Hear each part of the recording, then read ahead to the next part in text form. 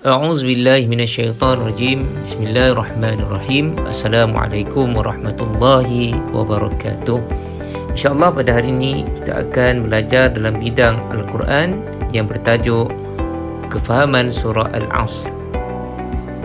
Marilah kita sama-sama membaca doa sebelum belajar. A'udzubillahi minasyaitonirrajim. Bismillahirrahmanirrahim. Allahumma aftah alaina hikmataka wanshur alaina min khazaini rahmatika ya arhamar rahimin. Ya Allah, bukakanlah ke atas kami hikmahmu dan limpahkanlah ke atas kami khazanahmu, wahai Allah yang maha pemurah lagi maha penyayang. Amin ya rabbal alamin.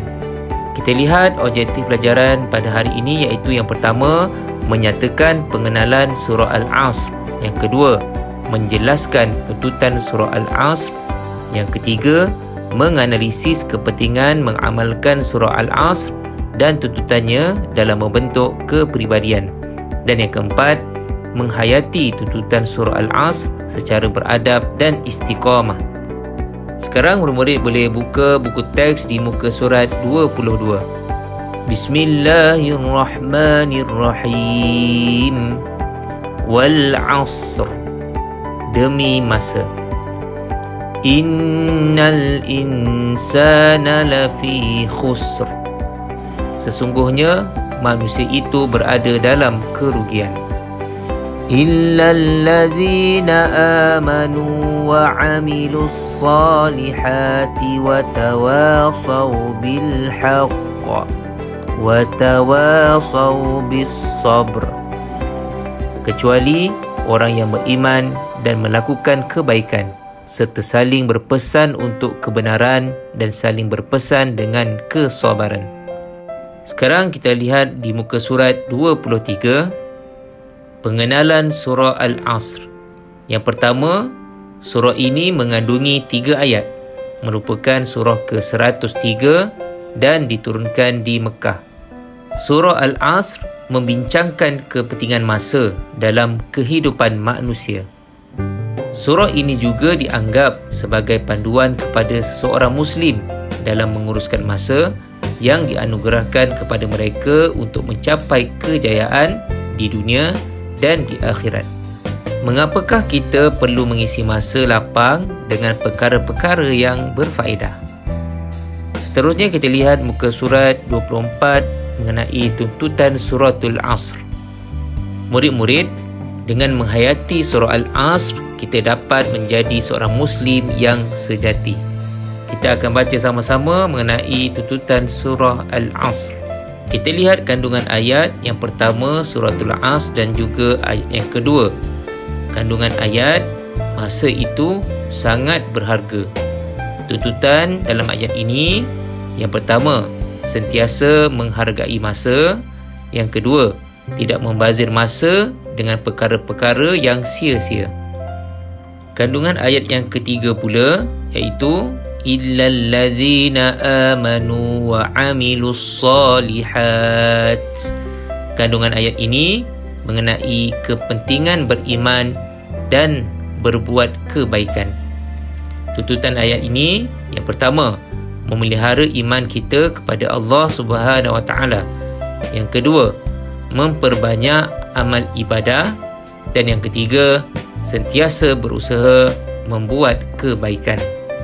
Wa tawasaw bil haqqi wa tawasaw bis sabr.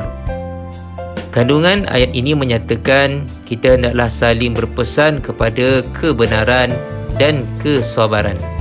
Tuntutan ayat ini, yang pertama, mengajak orang lain ke jalan kebenaran.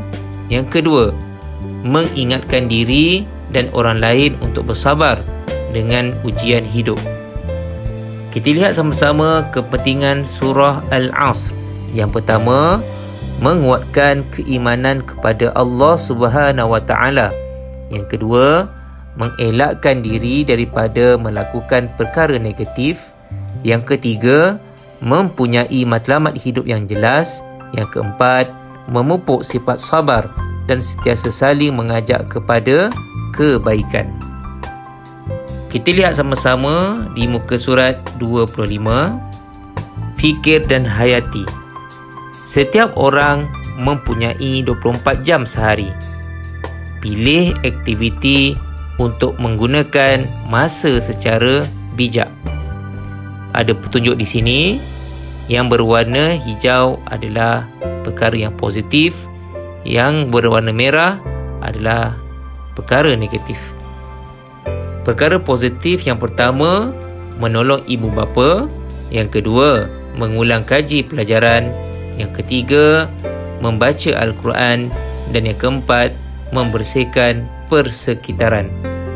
Perkara negatif yang perlu kita elakkan iaitu yang pertama, tidur berlebihan. Yang kedua, bersukan ketika azan berkumandang. Yang ketiga, bermain secara berlebihan. Dan yang keempat, mengumpat.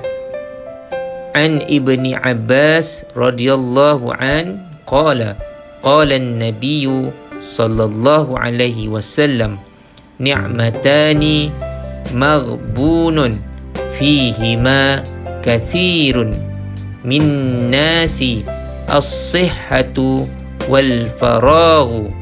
Maksudnya, daripada Ibnu Abbas radhiyallahu an telah berkata, Nabi Muhammad sallallahu alaihi wasallam telah bersabda, dua nikmat yang sering diabaikan oleh kebanyakan manusia ialah kesihatan dan waktu lapang. Riwayat Al-Bukhari. Yang terakhir, sebagai rumusan, kita hendaklah memanfaatkan masa yang diberikan. Merupakan tanggungjawab semua Muslim dan akan dipersoalkan di akhirat kelak nanti. Alhamdulillah, telah selesai sesi pelajaran kita pada hari ini. Diharap pada semua murid-murid dapat menyalin latihan yang telah diberikan. Semoga pelajaran kita pada hari ini memberi manfaat kepada semua. Jumpa lagi. Assalamualaikum warahmatullahi wabarakatuh.